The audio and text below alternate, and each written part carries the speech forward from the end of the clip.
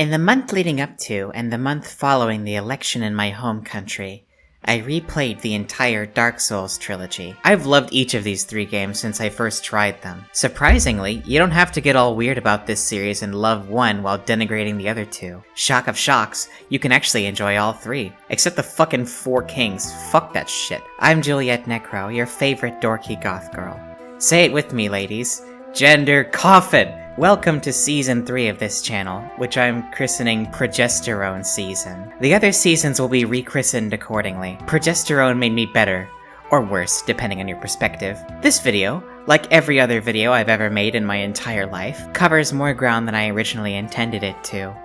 It was originally going to just be about Dark Souls 2, but then I finished my footage gathering playthrough and started playing 3 just for fun, before deciding to just do a video on the entire trilogy. I love the Dark Souls trilogy almost more than I can describe, but for a while I found the prospect of making a video about them to be pretty daunting. They're some of the most talked about games on the World Wide Web, with good reason, but I'm approaching from a different angle here. In this video we're talking about death and undeath, curses, capitalism, and most horrifyingly of all, Italy. In particular, I'm thinking a lot about the Dark Souls trilogy in the wake of the world we've been living in since November. Conversely to what you might suspect based on the way the fanbase acts about these games, I find the Dark Souls series to be extremely hopeful. I come to this conclusion from 2 different angles. Firstly, that Dark Souls is a work of Gothic literature, a genre which I also counterintuitively find hopeful. Secondly, I want to talk about this from a more philosophical or political angle. Dark Souls is a trilogy about the slow decline and collapse of an old world order and its replacement by a new one, and I can't think about that idea without thinking of the Italian communist Antonio Gramsci's famous quote, "The old world is dying and the new world struggles to be born. Now is the time of monsters." That's the thesis of the whole trilogy right there. Naturally, after reading a bunch of Gramsci, that made me realize that I need to read Niccolo Machiavelli as well to figure out what Gramsci is talking about half the time. So if nothing else, in the process of making this video I finally learned how to spell Machiavelli's last name, and that has to count for something. A lot of people take the fact that Dark Souls tells its story in a more subtle way than most video games as an invitation to ignore the story altogether, and treat the game more like a sport than a narrative. There are games that are best treated as sports, and speedrunning can turn any game into a sport. However, I do think that you're doing a disservice to Dark Souls by ignoring its story. I wish that stupid fucking John Carmack quote would go away forever. Dark Souls is about the death of the ruling class, about the jolly cooperation of the working class against the bourgeoisie, and about the inevitability of each of these things. I have to give credit to James Stephanie Sterling, because in a very old video that she made, she first introduced me to a similar reading of the original Dark Souls. I've modified it here by making additional connections to the authors I've mentioned in preparation for this video, and by expanding it out to the entire trilogy. Dark Souls class is now in session, so listen the fuck up. Part 1. Darkness, and Decay, and the Red Death. Dark Souls is Gothic literature. I barely need to prove this. It's a trilogy about curses, about the undead, and the relationship between death and life. It's a trilogy about wicked princes clinging onto their power long beyond when they should have. Dark Souls 1 even has an area that literally features a pit and a pendulum. Come the fuck on, QED. My favorite short story of all time is Edgar Allan Poe's The Mask of the Red Death. If you haven't read the story, first of all I highly recommend you do. It's very short, and since it's from the 19th century you can find it online incredibly easily. Mask of the Red Death concerns Prince Prospero, whose domain is being ravaged by a horrific illness called the Red Death. Rather than doing anything to stop it, Prospero decides to throw a party with all his noble and courtly friends, while leaving the peasant population of his realm to die by the thousands outside. With such precautions, the courtiers might bid defiance to contagion. The external world could take care of itself. In the meantime, it was folly to grieve or to think. The prince had provided all the appliances of pleasure. There were buffoons, there were improvisatori, there were ballet dancers, there were musicians, there was beauty, there was wine. All these in security were within. Without was the Red Death. It was toward the close of the 5th or 6th month of his seclusion, and while the pestilence raged most furiously abroad, that the Prince Prospero entertained his 1,000 friends at a masked ball of the most unusual magnificence. These rich freaks know their country is dying, but they're not doing shit to solve it, preferring instead to retreat to their private wonderland and reap the rewards of their centuries of exploitation, while the problem of the working class is solved for them by the terrible plague outside the castle walls. The aristocrats of Dark Souls, the so-called gods, behave similarly to cling on to their own power. The Age of Fire, the Age of the Gods, should have already ended if Lord Gwyn didn't link the fire and extend the age. He was so desperate to cling to his own power that he created the myth that he was a god, alongside the others who found the Lord Souls in the Abyss, Gravelord Nito and the Witch of Izalith. They are not gods, they are just beings who got lucky. And if they're not gods, they can bleed and die, just like you and me. Darkstalker Koth, the homie himself, makes this clear.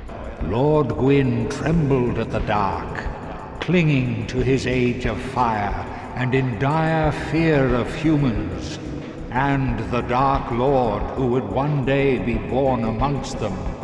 Lord Gwyn resisted the course of nature by sacrificing himself to link the fire and commanding his children to shepherd the humans. Gwyn has blurred your past to prevent the birth of the Dark Lord. Remember, humans are creatures of darkness in the Souls setting. We came from the Abyss in the first place, and humanity is of the Abyss. We could also refer to the Age of Dark as the Age of Humanity, and Koth does so in the same bit of dialogue. After the advent of fire, the ancient lords found the three souls, but your progenitor found a fourth, unique soul, the Dark Soul. Your ancestor claimed the Dark Soul and waited for fire to subside, and soon the flames did fade, and only dark remained. Thus began the Age of Men, the Age of Dark. Dark Souls 1 is a unique avenue for catharsis. The gods have abandoned their duty to their subjects, secluding themselves in desperate hope of holding on to their power. The player, therefore, takes on the role of the Red Death itself. The curse of undeath is a direct consequence of the actions of the gods, according to Aldia in Dark Souls 2. Once the Lord of Light banished dark and all that stand from humanity. And men assumed a fleeting form. These are the roots of our world. Men are props in state of life, and no matter how tender, how exquisite, alive will remain alive. Young Harlow, knowing this, do you still desire peace? It was Gwyn and the other gods who made humans mortal in order to shore up their own power and weaken the great throng that they saw as their enemies. And the bourgeoisie always sees us as their enemies, make no mistake about it. The curse is a direct result of the fading power of the gods.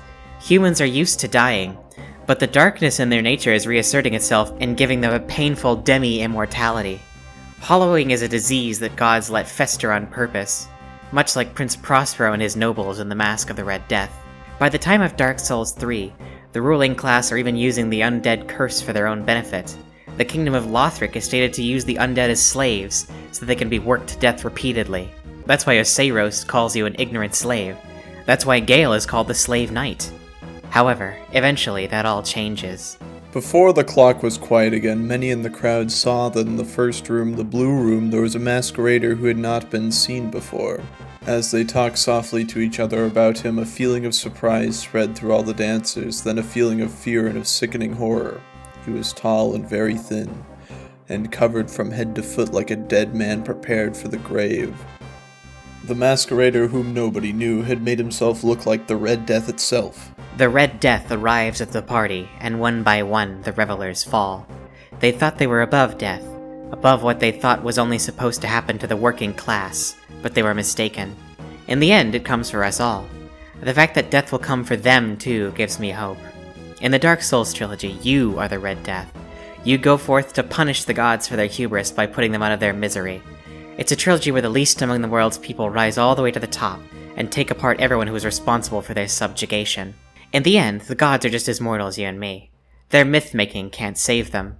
Despite this, they try to pretend that everything is fine. Gwyndolin, the last of Gwyn's children, projects a false image of her sister Guinevere and a false light over the capital of Anor Londo. Attack the image of Guinevere, and the truth is revealed. The twilight ended long ago, and the night, the age of dark, is well on its way. Just like the real ruling class do.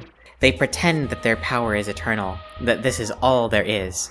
History is over, there is no alternative, but history always keeps spinning. It reminds me of a quote from friend of the channel Ursula K. Le Guin. We live in capitalism. Its power seems inescapable. But then, so did the divine right of kings. Any human power can be resisted and changed by human beings. Age of Fire cells seething over Age of Dark chads. In Dark Souls 3, we see the world again after way too many linkings of the fire. The world is even more desolate than it was in the first game, sliding down into nothing and collapsing in on itself. The system has become self-perpetuating, bereft of the elites that set it in motion in the first place, but the current elites still benefit from it. We have the aforementioned slavery mention, of course. People who linked the fire in ages past are repeatedly resurrected and asked to do it again. Naturally, if one has the memory of fucking burning to death, they probably don't want to do that again. The current lord whose job it's supposed to be to link the fire is Prince Lothric. However, he shirked his duty in favor of letting the fire go out slowly. He's a frustrating character because he realizes that fire is bullshit and dark is based, but won't actually go and snuff out the fire, preferring it to let it slowly go out and prolong the world's suffering. That's his fatal error. The Unkindled Ones are thus tasked with slaying the Lords of Cinder, previous linkers of the flame, to go to the kiln and link the fire again. It's clear that we're getting diminishing returns on these repeated fire linkings. The world already sucked real bad in Dark Souls 1, and it's way worse here. Yet still, the fire keeps perpetuating itself. It's a system of deception. Both Dark Souls 1 and Dark Souls 3 make it extremely difficult to find the path to the Age of Dark ending if you don't already know it exists. In Dark Souls 1, you have to give the Lord Vessel to Darkstalker Koth instead of Kingseeker Frampt, which requires you to go fight Sif to get the Covenant of Artorias, then brave New Londo ruins and kill the 4 kings. You have to do all that without giving the Lord Vessel to Frampt, who's right there in Firelink Shrine, which makes his path much more convenient. It's intentionally obfuscated within the game space by the developers, and implied to be so within the fiction as well. In Dark Souls 3, you have to go through an optional area, the Consumed King's Garden, fight a Seiros, find another optional area behind an illusory wall, fight another optional boss, and find a set of Firekeeper eyes to give to your Firekeeper. Only then do you gain access to the Age of Dark ending. In both cases, the ruling class are trying very, very hard to conceal the truth from you. And it is the truth. Giving a literal pair of eyes to a literal unsighted person is not a very subtle implication. If Dark Souls 1 was whispering in your ear that the Age of Dark is the good ending, then Dark Souls 3 is shaking you by the shoulders and screaming in your face. Dark Souls 2 is practically smacking you over the head with a baseball bat with "End the Age of Fire" written on it. The elites are telling lies and scheming to maintain their own power. It reminds me of another work of Gothic fiction, arguably the founding text of the genre, Horace Walpole's Castle of Otranto. In Castle of Otranto, Manfred is a usurper on the throne of Otranto, and his whole plan hinges on marrying the daughter of the legitimate ruler of the principality in order to shore up his claim. The land and castle themselves seem to rebel against Manfred's unjust lordship. Statues bleed, portraits talk, skeletons appear as portents, and ghosts speak of prophecies. Manfred is trying every dirty trick in the book to stay in power, just like the gods of Dark Souls 1 and 3. He knew how well-founded the claim of Frederick was, nor was this the first time he had heard of it. Frederick's ancestors had assumed the style of Princess of Otranto from the death of Alfonso the Good without issue. But Manfred, his father and grandfather, had been too powerful for the House of Vicenza to dispossess them. Frederick had taken the cross and gone to the Holy Land, where he was wounded in an engagement against the infidels, made prisoner, and reported to be dead. When the news had reached Manfred's ears, he bribed the guardians of the Lady Isabella to deliver her up to him as a bride for his son Conrad, by which alliance he had proposed to unite the claims of the two houses. This motive, on Conrad's death, had cooperated to make him so suddenly resolve on espousing her himself, and the same reflection determined him now to endeavor at obtaining the consent of Frederick to this marriage. Also, Manfred's plan hinges on marrying a teenage girl as a man in middle age, which is exactly the kind of horrific shit that real elites get up to all the time. Castle of Otranto ends with its own linking of the fire. After Manfred abdicates his throne, it passes to a new prince from the legitimate line named Theodore. Well, as legitimate as any noble title actually is, which is not at all. That's what the linking of the fire is. Elite reproduction. It's feudalism and later capitalism replacing itself down the generations.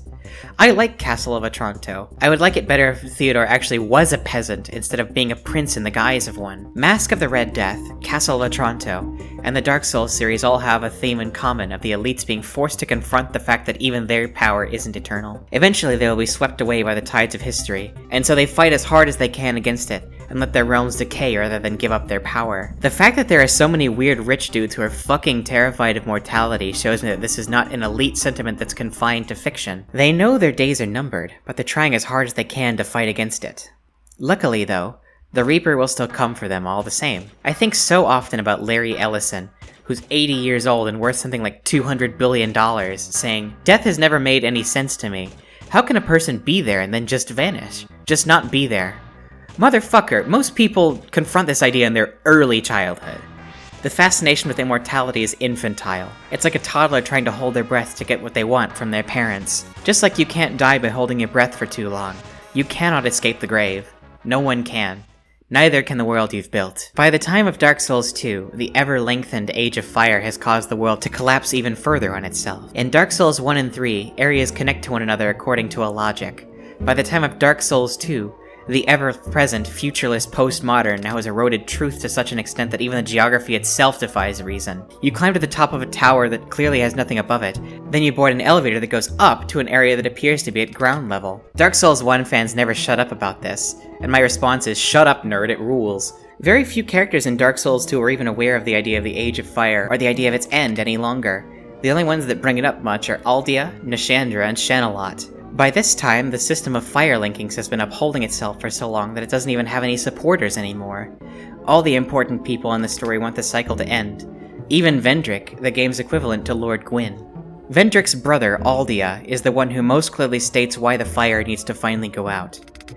Vendrick's wife, Nashandra, also craves the dark. The ancient dragon, a being created by Aldia, states the most clearly what the Curse of Undeath is about.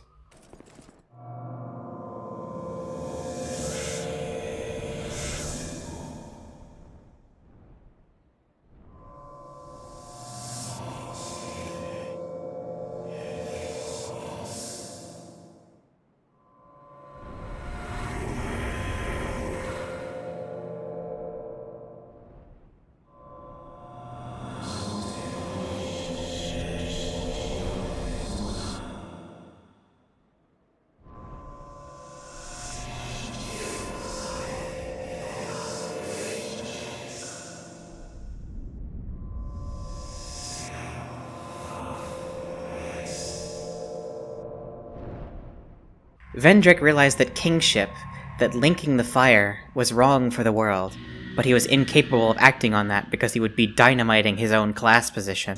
Instead, he went hollow and wandered aimlessly in a tomb beneath his castle. He's in the same position as Lothric was back in Dark Souls 3. He realizes that the system is bad, but refuses to do anything to stop it because it's disadvantageous to him. He's a fucking lib. They're both fucking libs. Their souls are weighed down by fire. If you are a liberal, it literally turns you into a fucking zombie. That's the lesson of these goddamn games. The curse of want that the dragon describes is the curse of social strata. The gods created this system, and the undead attempt to climb it because they don't realize that they have a choice to tear it all down instead. They seek souls, larger, more powerful souls. By the time of Dark Souls 2, the world is exhausted. Many of the NPCs despair more than their counterparts in 1 and 3 did. It's a world that desperately wants to end, to progress to the new phase that was ordained by history. Where the chosen undead and the Ashen One were burdened with a grand narrative from the start, the bearer of the curse seeks out Drangleic simply because she wants to end her curse. She is much less susceptible to the myth-making of a would-be Frampt. When Dark Souls 2 first released, it pessimistically only featured one ending, where the bearer of the curse links the flame because she doesn't realize there's another option. Later updates, as well as the Scholar of the First Sin edition, add in another ending where the bearer of the curse leaves the flame to wither. The difference between 2's Age of Dark ending and 1 and 3 is that it's actually extremely easy to find. Unlike Koth and the Firekeeper Eyes, all you have to do to activate that ending is exhaust all of Aldia's dialogue each time you encounter him, and also to kill Vendrick. It's much more obvious. I think this makes sense with the tone of exhaustion that Dark Souls 2 has. The cursed world is crying out for a new phase, finally. Even the ruling class, unlike Prince Prospero and Prince Manfred, acknowledge that the jig is up. For the record, I think the real-life bourgeois types are a lot more like Walpole's and Poe's princes. You might be saying, though, that I can't find a communist meaning in the Dark Souls trilogy, because there's still a story of a powerful individual unseating other powerful individuals. You're actually wrong about that, and we're going to Italy to understand why. Alright, it's going to be a bit of a longer intermission this time, because you haven't heard from me in quite a while. It has been since December since I last produced a video, and I'm not going to apologize for that, because I've been doing a lot of shit, but, you know, I should apologize a little bit. I'm half apologizing, I guess. Just for this intermission, I wanted to tell you a little bit about my favorite and my least favorite bosses in each game. To start off with, my favorite in Dark Souls 1 is Crossbreed Priscilla. One, because she's cute, and second, because I really like her story. I think the biggest mark against her, though, is that she's really, really easy. But a lot of the bosses in the first game are, if you're used to the later ones. And my least favorite boss, in case you couldn't guess, based on the beginning of the video, is the Four Kings.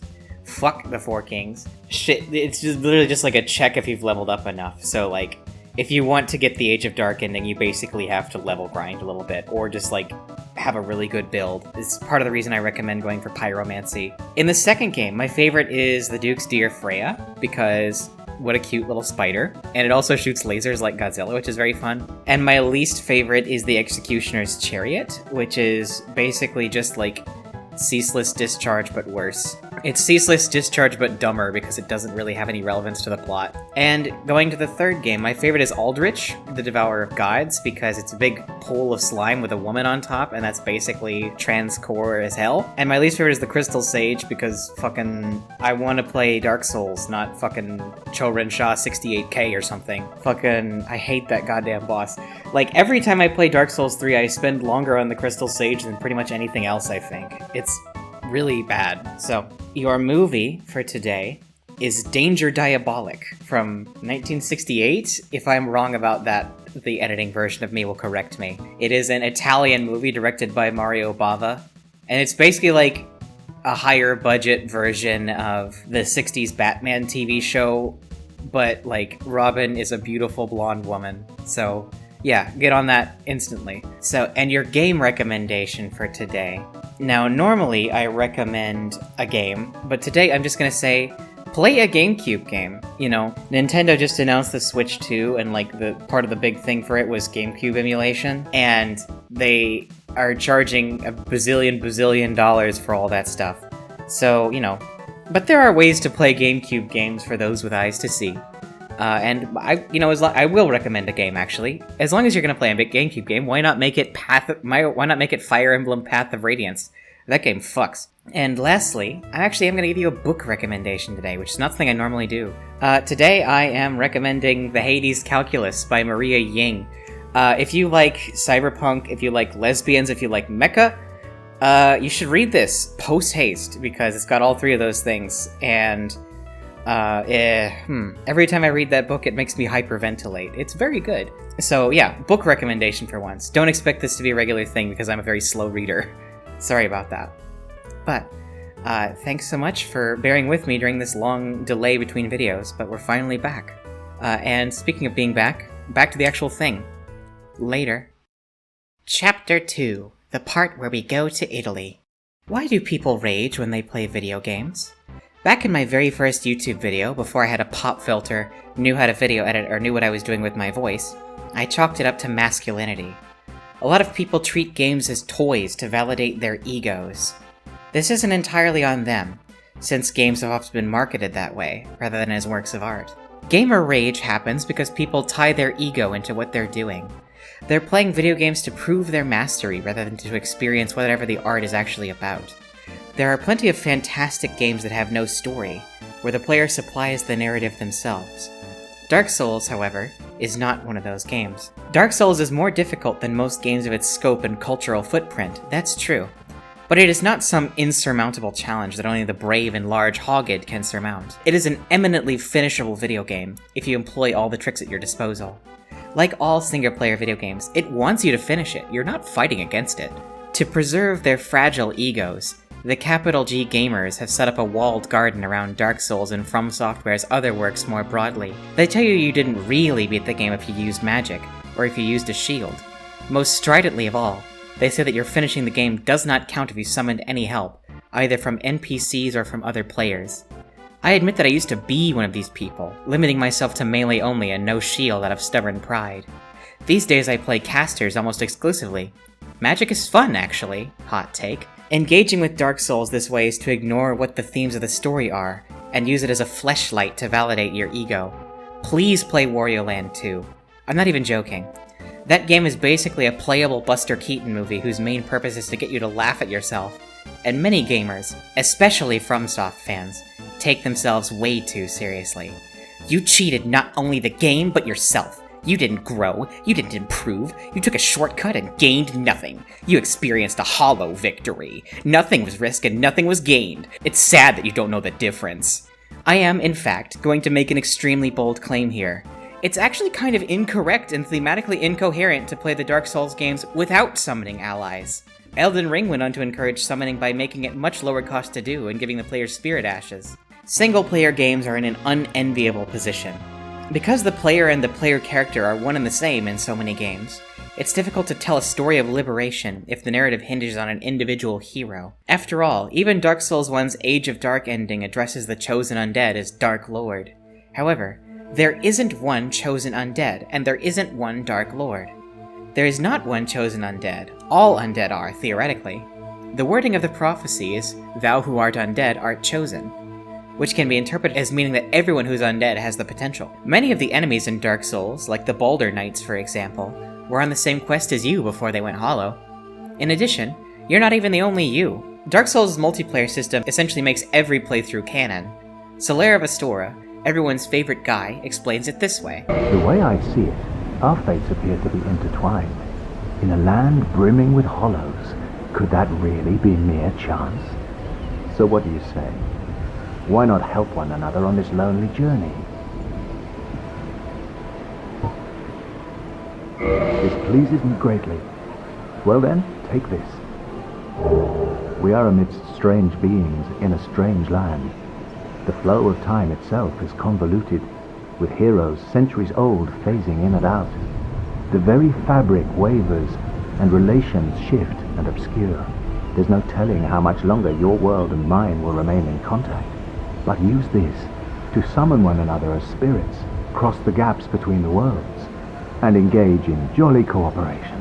I find it very amusing that the fanbase loves Solaire so much because of his talk of jolly cooperation, but then denigrates the act of actually engaging in jolly cooperation by saying that any victory using summons didn't count. This stuff is why I consider these games to be cheery in comparison to the ways that the worst parts of the fanbase talk about them. Why not help each other on this lonely journey, and engage in jolly cooperation are more or less my politics. That's communism, that's it right there! Now I already hear you typing. How can Dark Souls be about a communist revolution if you get crowned Dark Lord at the end of the first game? First of all, you're ignoring the fact that both of the sequels make no mention of lordship in their Age of Dark endings. For another, we've already established that the Dark Lord is not one individual. I see the Dark Lord as the collective humanity, since humanity was a creature born of the darkness, fragments of the original Dark Soul born by the furtive pygmy. There's precedent for this too. The Italian communist Antonio Gramsci wrote a lengthy passage in his prison notebooks comparing the Communist Party to Niccolò Machiavelli's ideal prince, and declared the party the modern prince. The modern prince, the myth prince, cannot be a real person, a concrete individual. It can only be an organism, a complex element of society in which a collective will, which has already been recognized and has to some extent asserted itself in action, begins to take concrete form. History has already provided this organism, and it is the political party, the first cell in which there come together germs of a collective will tending to become universal and total. Machiavelli's prince is a wily character who uses everything at her disposal to get and maintain power over her principality. Much like the Italy that Machiavelli wrote about, the world of the Souls games is crying out for change. Our country, left almost without life, still waits to know who it is that is to heal her bruises, to put an end to the devastation and plunder of Lombardy, to the exactions and imposts of Naples and Tuscany, and to stanch those wounds of hers which long neglect has changed into running sores. We see how she prays God to send someone to rescue her from these barbarous cruelties and oppressions. We see too how ready and eager she is to follow any standard were there only someone to raise it. But at present we see no one except in your illustrious house, preeminent by its virtues and good fortune, and favored by God and the church whose headship it now holds, who could undertake the part of a deliverer. Now remember what I said about summons and the modern prince. If we're assuming that the Dark Lord is the modern prince, then we should pragmatically use every tool at our disposal to effect change and bring about the end of the old system. That means using magic. It means using the ceaseless discharge strat, which is frankly just clearly the way you're supposed to do it, by the way. It means exploiting enemy weaknesses whenever possible, and yes, most of all, it means jolly cooperation. This doesn't even apply solely to the game itself. If you've beaten a Souls game, you likely looked something up at some point, even if it was just googling Throne Watcher and Throne Defender strategy. If you did, you likely got the information from another player who wrote it down somewhere. As I discussed in my old Void Stranger video, if you did that, your game is now a multiplayer game. That's the difference between us and the villains of the Dark Souls trilogy. We can learn, we can get stronger, we can try a new strategy, or we can summon an ally. They can do none of those things.